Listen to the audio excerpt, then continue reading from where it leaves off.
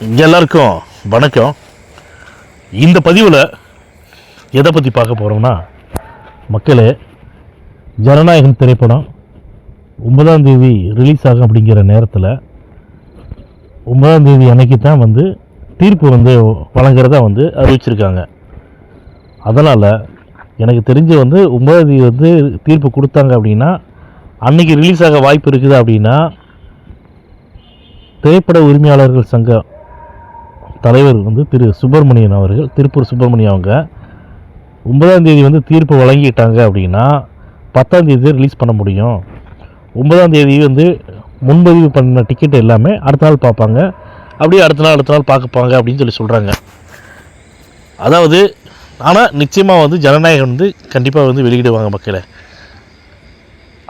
இன்னொரு விஷயம் என்னென்னு கேட்டிங்கன்னா, திரு சீமான் அவர்கள் இன்றைக்கி கேட்குறாங்க, ஜனநாயகன் திரைப்படம் இது மாதிரி ரொம்ப இடைஞ்சல் கொடுக்குறாங்களே, படத்தை தடை பண்ணுறாங்க வெளியிட விடாமல், இதை பற்றி உங்களுடைய கருத்துக்கள் என்ன அப்படின்னு கேட்கும்போது அவருடைய கருத்தை சொல்கிறாரு. என்ன சொல்கிறாருன்னா, ஜனநாயகன் திரைப்படத்தை வெளியிடுறதில் வெளியிடக்கூடாது அப்படிங்கிற மாதிரிலாம் எந்த ஒரு சம்பவம் அதில் இல்லையே, எந்த ஒரு பிரச்சனையும் இல்லையே, அவ்வளோ வன்முறை இல்லையே அப்படிங்கிற மாதிரி அவர் சொல்கிறாரு.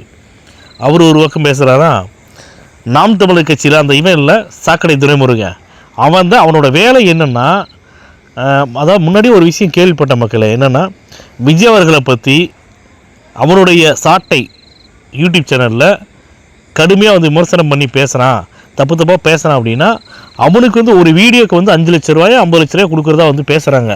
அது எந்த வகையில் உண்மைன்னு தெரில. ஏன்னா அவனுடைய சப்ஸ்கிரைபர்லாம் அதிகமாயிட்டாங்களே, அதனால் அது மாதிரி பேசுகிறாங்களேன்னு தெரியல. ஆனால் நீ அவனோட வீடியோக்கள் பாருங்களேன், விஜய் அவர்களை பற்றி தான் கடுமையாக பேசிகிட்டு இருப்பான். ஏன்டா அவனை கேட்குற, இவனுக்குலாம் வேறு வேலையே இல்லையா? விஜய் அவர்களை பேசுறது மட்டும் தான் அவனுக்கு வேலையா? அரசியலுக்கு பேச அரசியல் பேசணும். இப்போ நான் பேசுகிறேன்னா ஜனநாயகன் பட ரிலீஸில் என்னென்ன பிரச்சனைகள் இருக்குதுங்கிறத என்னுடைய கருத்தை நான் பதிவு பண்ணுறேன் இல்லைங்களா? ஆனால் அவனோட வேலை என்னென்னா, விஜய் அவர்களை கடுமையாக தாக்குறது மட்டும் தான் அவனோட வேலையை பண்ணிட்டு இருக்கிறான். நீங்கள் நல்லா வாட்ச் பண்ணிங்கன்னா தெரியும்.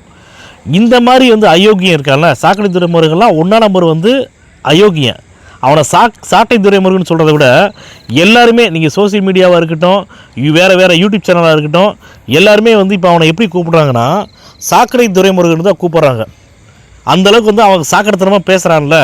அதனால் மக்களே, இந்த திமுக அரசு, நான் போன பதிவில் போட்டிருந்தேன், விஜய் அவருடைய படத்தை ரிலீஸ் பண்ணாமல் விடுறது பிஜேபியோட மறைமுக உறவில் இருக்கக்கூடிய இந்த திமுக அப்படிங்கிறத என்னுடைய தனிப்பட்ட கருத்தை நான் பதிவு பண்ணுறேன். நீயும் நல்லா வாட்ச் பண்ணி பாருங்கள்.